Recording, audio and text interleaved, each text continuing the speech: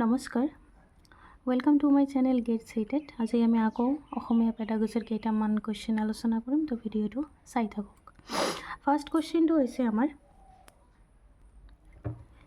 যে বিদ্যালয়সমূহে যোগাত্মক দ্বিভাষাবাদ অনুসৰণ কৰা উচিত, কাৰণ ই অপশ্যন প্ৰথম ভাষাৰ বিকাশৰ বাধাৰ সৃষ্টি কৰে, শিশুৰ ভাষা আৰু সংস্কৃতিক মূল্য দিয়ে, দ্বিতীয় ভাষা হিচাপে ইংৰাজী শিকোৱাত গুৰুত্ব দিয়ে, শিশুৰ ভাষাক উৎসাহিত কৰে আৰু কিন্তু সংস্কৃতিক নকৰে। তো সঠিক উত্তৰ যেটো অপশ্যন নম্বৰ 2। অপশ্যন নম্বৰ 2টো হৈছে সঠিক উত্তৰ। তো মই ৰেড কলম দি মাৰ্ক কৰি দিছোঁ, ঠিক আছে। তো নেক্সট হৈছে তলত এ স্তম্ভত দিয়া ভাষা শিক্ষণৰ পদ্ধতিবোৰৰ সৈতে বি স্তম্ভত দিয়া সেইবোৰৰ কাৰ্যাদি মিলোৱা। ফাৰ্ষ্ট দিয়া আছে যোগাযোগমূলক ভাষা শিক্ষণ। নেক্সট প্ৰত্যক্ষ পদ্ধতি, ব্যাকৰণ অনুবাদ পদ্ধতি, আৰু দিয়া আছে ৱেষ্ট নব্য পদ্ধতি। তো যেটো আমাৰ যোগাযোগ পদ্ধতি সেইটো সঠিক, যেটো আমাৰ বি অপশ্যনৰ স্তম্ভ হ'ব, সেইটো হৈছে কি সামাজিকভাৱে স্বীকৃত আৰু প্ৰসংগ অনুসাৰে উপযুক্ত ভাষা। তো এ অপশ্যন নম্বৰ কিমান হ'ব আমাৰ 1। তো A1 ক'ত আছে অপশ্যন নম্বৰ 2, তো সেইটো হৈছে আমাৰ সঠিক উত্তৰ। বাকী অপশ্যন কেইটা তোমালোকে চোৱা। কি কৈছে B4 প্ৰত্যক্ষ পদ্ধতি, কি বুলি কৈছে আগমন বা আৰোহী পদ্ধতি বা ইণ্ডাক্টিভলি ব্যাকৰণ শিকোৱা। ব্যাকৰণ অনুবাদ পদ্ধতি যেটো দি আছে 3 লিখিত সাহিত্য পাঠ, আৰু ৱেষ্ট নব্য যেটো পদ্ধতি দিয়া আছে সেইটো হৈছে কি 2 মনে মনে কৰা পদ্ধতি।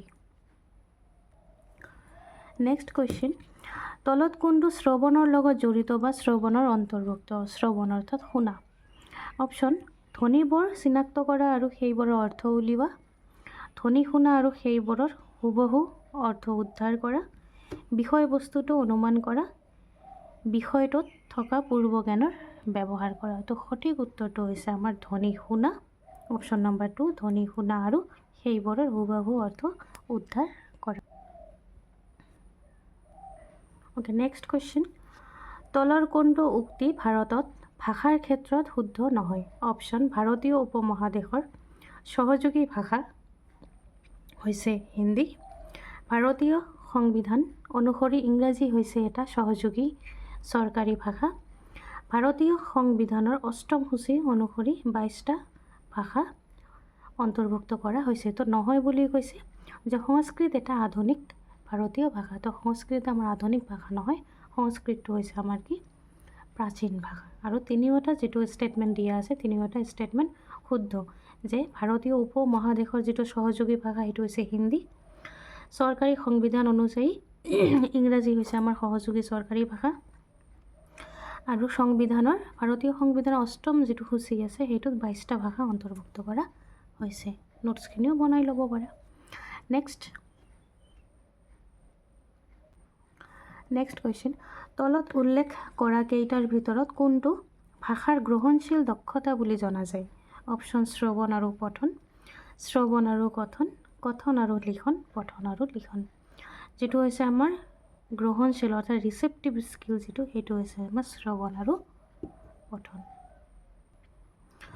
নেক্সট, পঞ্চম মানৰ ছাত্ৰ ছাত্ৰীক ভাষা শিকাবৰ কাৰণে শিক্ষকে শ্ৰেণীলৈ প্ৰতিদিনে বাতৰি কাকত, মেনু আৰু ৰেলৰ টিকেট আদি লৈ আনে। এই ক্ষেত্ৰত শিক্ষকগৰাকীয়ে কি কৰিছে?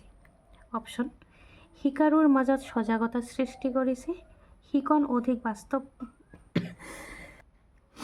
বাস্তৱমুখী বা হৈছে কি কৈছে ফলপ্ৰসূ হ'বৰ কাৰণে নিৰ্ভৰযোগ্য সামগ্ৰীৰ ব্যৱহাৰ কৰিছে, শিকাৰুৰ কেইবাটাও ভাষা শিকোৱাৰ চেষ্টা কৰিছে, বাস্তৱ জীৱনৰ পৰিস্থিতিত ছাত্ৰ ছাত্ৰীক ইংৰাজী শিকাবলৈ চেষ্টা কৰিছে। যে সঠিক উত্তৰটো হৈছে আমাৰ অপশ্যন নম্বৰ 2, যেটো হৈছে আমাৰ বাস্তৱ আৰু ফলপ্ৰসূ হ'বৰ কাৰণে নিৰ্ভৰযোগ্য সামগ্ৰীৰ ব্যৱহাৰ কৰিছে। নেক্সট, পঞ্চম মানৰ ছাত্ৰ ছাত্ৰীৰ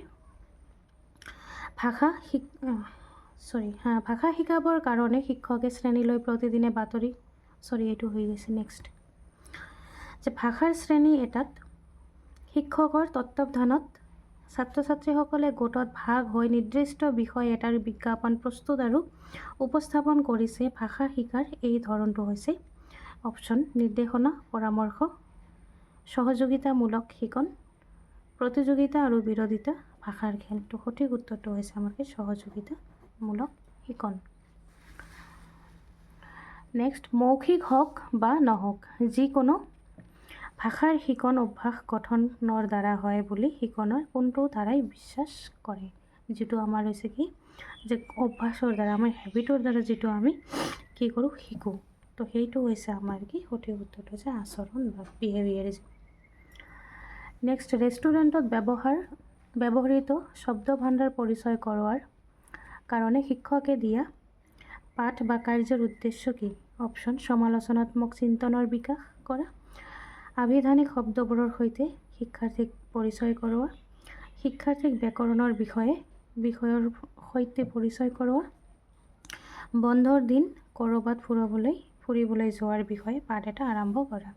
তো সঠিক উত্তৰটো হৈছে আমাৰ কি অপশ্যন নম্বৰ 2, আভিধানিক শব্দবোৰৰ সৈতে পৰিচয় কৰোৱা। নেক্সট, ভাৰতত বহুভাষিকতাৰ ক্ষেত্ৰত কোনটো প্ৰযোজ্য? ভাষা, পৰিচয় আৰু সংস্কৃতি তিনিওটা ভিন ভিন।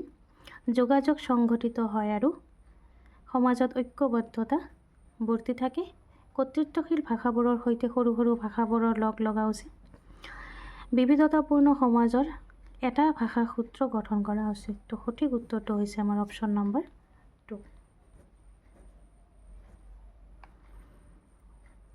নেক্সট, কাহিনী এটাৰ ক্ষেত্ৰত স্থান আৰু কাল হৈছে, যিটো এটা কাহিনীৰ ক্ষেত্ৰত স্থান আৰু কাল হয় সেইটো কি?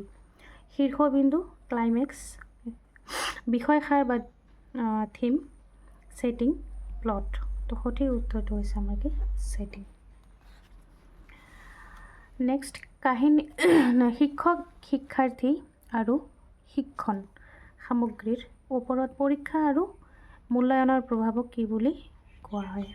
প্ৰবলীকৰণ, কম্পাছ প্ৰভাৱ, ৱাছবেক প্ৰভাৱ আৰু হৈছে শ্ৰেণী কক্ষীয়। তো এইটো অপশ্যন নম্বৰ 3 কাৰেক্ট। নেক্সট, ভাষা শ্ৰেণীৰ এটাত শিক্ষকে ছাত্ৰ ছাত্ৰীসকলৰ এটা গোটক গ্ৰাহক, বিক্ৰেতা, ভাড়াঘৰৰ মালিক আদিৰ ৰূপে কথোপকথন কৰিবলৈ দিছে আৰু শ্ৰেণীটোত বাকী ছাত্ৰ ছাত্ৰীবোৰৰ সেয়া উপভোগ কৰিছে। সেই কাৰ্যটো কি হ'ব? নিৰ্দেশনা, চৰিত্ৰ ৰূপায়ণ, নাটক, অভিনয়ৰ শ্ৰেণী। তো সঠিক উত্তৰটো হৈছে আমাকে চৰিত্ৰ ৰূপায়ণ।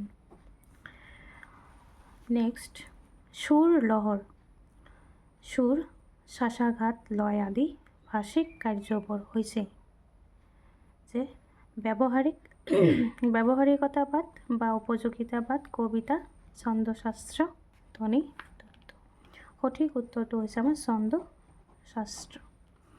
শ্ৰৱণৰ পাঠ এটাৰ পৰিকল্পনা কৰোঁতে তলত দিয়া কোনটো গুৰুত্বপূৰ্ণ কাৰক নহয় বুলি কৈছে? অপশ্যন কথনৰ সংখ্যা, ৰেকৰ্ডিংটো বা বাৰ্ণী বন্ধনটো মাজতে অলপ সময়ৰ কাৰণে ৰখোৱা, কথন উপস্থাপনৰ গতিবেগ, কথনৰ লিংগ। যিটো প্ৰয়োজন নহয় বা গুৰুত্বপূৰ্ণ নহয় যে শ্ৰৱণ এটা পৰিকল্পনা কৰাৰ ক্ষেত্ৰত এইটো হৈছে কথনৰ লিংগ। তো থেংক ইউ।